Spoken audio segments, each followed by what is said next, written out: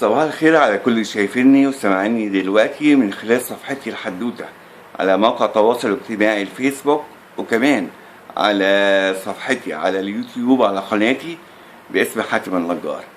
معاكم حاتم النجار، حلقة جديدة النهاردة عن الحدوتة الاقتصادية اللي شاغلة دماغ الناس كلها دلوقتي.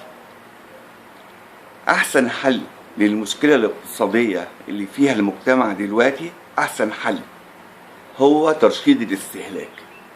يعني حضرتك لو كنت بتستهلك أي سلعة أو أي خدمة برتم معين بأسلوب معين، لو سمحت الاستهلاك يقل.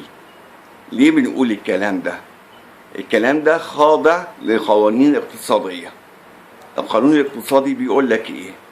في حالة ان الطلب بتاع المستهلك اقل من العرض بتاع التاجر نظرا لاختلاف السعر، ايه اللي بيحصل؟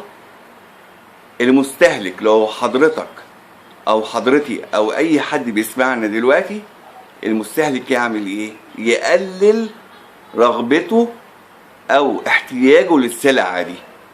بدل ما كنت بتستهلك 10 وحدات، استهلك 7 وحدات 6، قلل استهلاكك. يقوم التاجر يخاف، الحاجة ام 20 جنيه يخليها ب15، يخليها ب10، يقلل السعر. عايز يبيع، هو مش عايز يخسر، على الاقل يبيع بسعر التكلفة، على الاقل هامش الربح هيكون قليل. هم كل التجار او مش كلهم، هنقول غالبية التجار دلوقتي في نوع من الطمع او احتكار السلعة، والدولة مش بتناشد، لا بتحارب الكلام ده. انا النهاردة هنعمل ايه؟ عليك انت كمستهلك اول خطوة ترشد استهلاكك.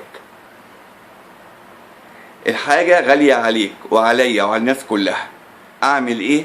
ارشد استهلاكي علشان السعر ينزل، يحصل توازن في السوق ما بين الطلب والعرض. يوم التاجر يكسب وانت تشتري سلعتك بسعر معقول، بسعر كويس، وكمان ضيف على كده هيحصل توازن في السوق ما بين الطلب والعرض. وده اهم حاجة. احنا لو بصينا كده في العوامل المؤثرة في الطلب او في العرض، هتلاقي بند الاستهلاك من البنود المهمة. أذواق المستهلكين يا أخي، السلعة في حاجة اسمها السلع البديلة، بمعنى يعني مش لازم التلفزيون يكون من ماركة عالمية، ممكن يكون ماركة درجة تانية، ولكن برضو السلعة بتأدي نفس الغرض، سعرها قليل. أنا معاك إن الجودة قليلة، ولكن في المقابل سعرها قليل على قد ميزانيتك. هنتكلم كتير في الموضوع ده، بس انا كنت مبسوط معاكم النهارده جدا. يعني اول مره اتكلم في موضوع الاقتصاد. انا ما بكلمش في الاقتصاد كتير على فكره، ولكن الموضوع ده في ايدينا احنا.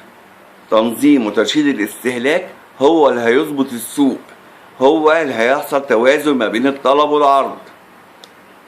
هنتكلم كتير. لو عايزين اتكلم في الموضوع ده اكتر، اكتبوا في التعليقات كده، ويا ريت يعني لايك وشير واشتراك في القناة. كنت معاكم حاتم النجار، ومبسوط جدا اني كنت موجود معاكم.